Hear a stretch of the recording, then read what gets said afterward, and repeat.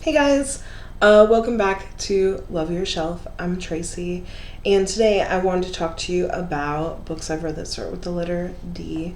So I'm just kind of going, because my channel is kind of new, going through books that I've read A through Z, so that you guys can kind of get to know me and the type of books I'm into reading and see if we vibe.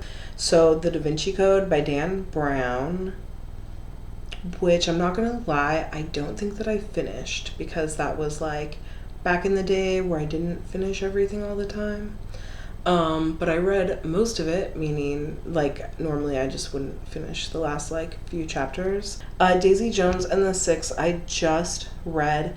It started off really slow, but it ended up being like a book about love and the complications of it and staying true to yourself, so I didn't hate it. Vow of Thieves is the first book by Mary E. Pearson. The second book is Vow of Thieves. It's a duology, and I love Dance of Thieves. It's enemies to lovers, like slow burn fantasy about a woman like warrior and a guy who becomes not king, they call him patri in his culture, and them just kind of getting to know each other and falling in love. But there's like a bunch of action too. Daring Greatly, How the Courage to be Vulnerable Transforms the Way We Love by Brene Brown. I love Brene Brown. Daring Greatly, it's not the way we love, it's the way we lead. Sorry. I love Brene Brown. I read this when I was a leader. Like, I am a leader now, but in a different position than I was at that time. And it's a very good book. The Dark World of H.p Lovecraft Volume 1, which has like 4 of his short stories. So I read H.p Lovecraft because I started playing Mansions of Madness with my brother, which is a board game / video game that is based off of stories from H.p Lovecraft, and I had never read anything by him, so I did, and now I know why I've never read anything by him, which is just because he's kind of horror-ish, and that is not my vibe. So I did not love that, but I did finish it. I wanted to give it a chance. Daughter of the Moon Goddess, which is part of the Celestial Kingdom duology. It's the first one. I just finished the second one not last month, but like a few months ago. So I do have an excerpt from that. In the darkness, 1,000 lanterns flickered to life. The sky was clear, the stars infinite. The light from the moon was full and bright. On a night as this, my heart was content, awaiting the promise of tomorrow. And one thing about me is I love finishing beautiful books among beauty. So I was able to read the end of that book, which that's an excerpt from the end, BT dubs. And I finished this book while I was laying in the hammock watching the stars. And so it was the perfect ending to an adventure that started as beautifully as it ended. It was just, I love that book, and I love the second book as well. Sue Lynn Tan is who it's by, and it was her debut book, and she killed it. So very excited about that. The Deal of a Lifetime by Frederick Backman is about a guy who is in the hospital, and he meets a little girl who's also in the hospital, and a like friendship that they make within the hospital. Death on the Nile by Agatha Christie. I do try to read one Agatha Christie book a year, but I didn't read one last year, I don't think. And I haven't read one this year, and I hope that I get to read one by the end of the year, because I already know which one I want to read. So hopefully that happens. The Deep by Rivers Solomon is about...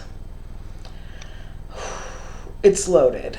It has a lot of layers. It's less than 200 pages, but it's about a culture under the water where one person remembers the history and the hurt that their culture and home has endured and no one else knows. And then like every once in a while, I don't know when, how often, they get together and the one person that remembers and has all this hurt and memory shares it with everyone, and then they all forget about it again.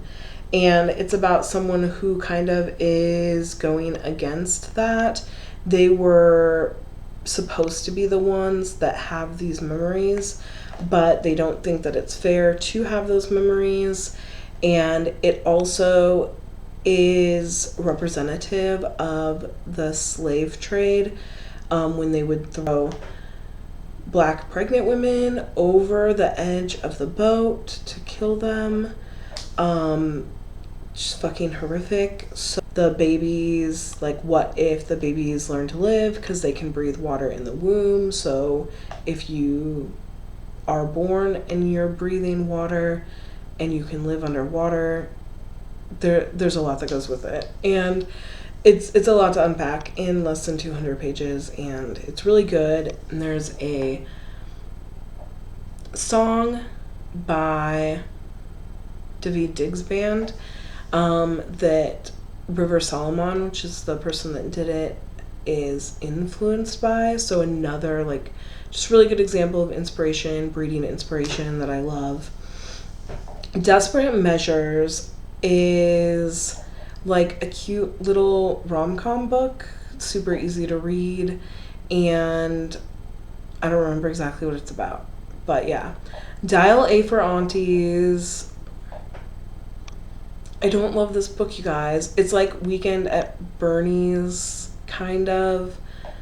I didn't love it. It's supposed to be satirical, but everybody's reaction to what they did just seemed so stupid and off the wall that I couldn't get into it. The Diving Bell and the Butterfly. It's a nonfiction book about a person that learned how to communicate whilst in a coma. And it is very dry, like, read the room. This is what it's about. But it's a very interesting book. The Dog Stars by Peter Heller. It's supposed to be Peter Heller's like #1 book, and I love Peter Heller, but I did not love The Dog Stars. It was alright. It's very Last of Us-ish, but without zombies, if that makes sense. Don't Look Behind You, A Safari Guide's Encounters with Ravenous Lions, Stampeding Elephants, and Lovesick Rhinos by Peter Allison.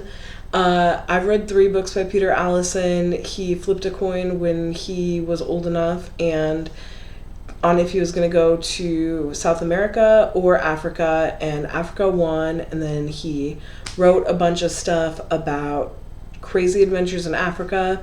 Then he goes to South America anyway and writes stuff about South America, and then he writes more stuff about Africa and his tour guide days from there, and it's all true, and it's all insane and awesome and scary. Like, there's definitely some things that I'm like, nope, I'd be out, but it's still a really good book to read. So Dr. DeSoto by William Stig is like on here, but it is a children's book about a mouse and a fox, and the mouse is the doctor and the fox is trying to eat the mouse by like pretending he has a toothache. Yeah, anywho.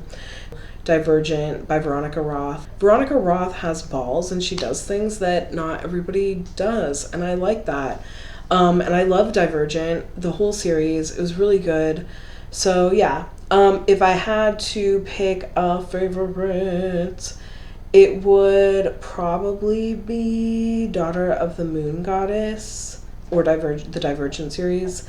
And if I picked a least favorite, it would be Dark World of H.p Lovecraft, Volume 1. So those are the books that start with D I've read, my favorites and my least favorite.